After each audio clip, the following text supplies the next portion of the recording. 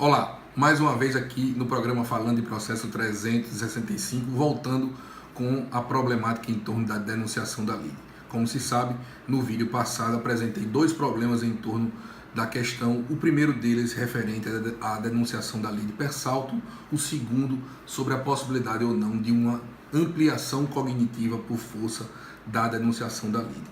Vou me dedicar neste segundo vídeo ao segundo problema. Como se sabe, o inciso 2º do artigo 125, correspondente no Código Velho ao inciso 3º do artigo 70, estabelece uma regra geral de cabimento da denunciação da lide, ao dizer que ela é possível, ela é admissível a todo aquele que, por força de lei ou contrato, na verdade é mais do que contrato, é disposição negocial, se obriga a ressarcir o prejuízo do que foi processualmente derrotado.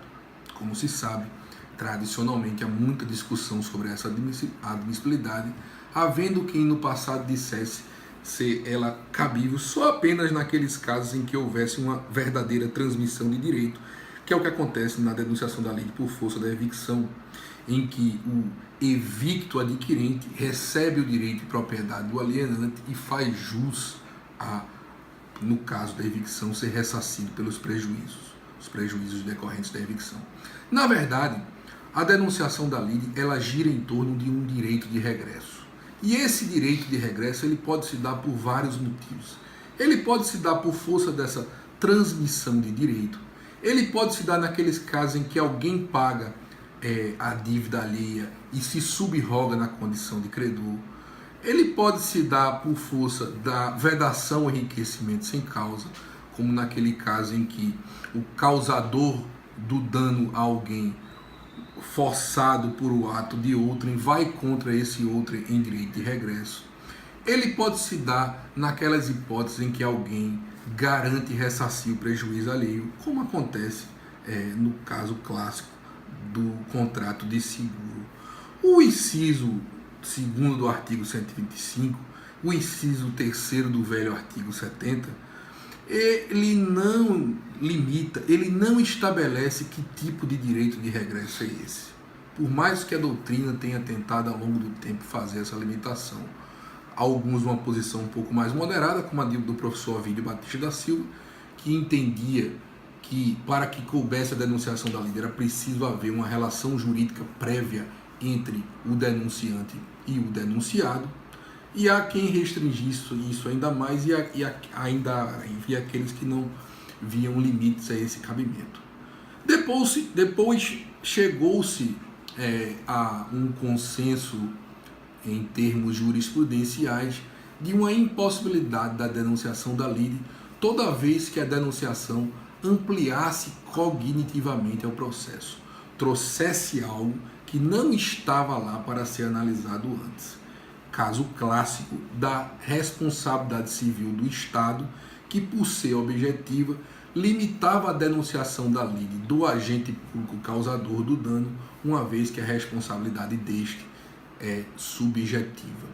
A razão disso, acima de tudo, é o fato de a parte adversa ao denunciante não poder ser prejudicado numa delonga processual em favor apenas do denunciante, visando não prejudicar o direito fundamental da parte adversa, a duração razoável do processo. Entendeu-se isso. Não obstante, é importante que se diga, o texto do velho artigo 70, inciso 3º, o texto do inciso 2º do artigo 125 do Código vigente, não estabeleça essa limitação.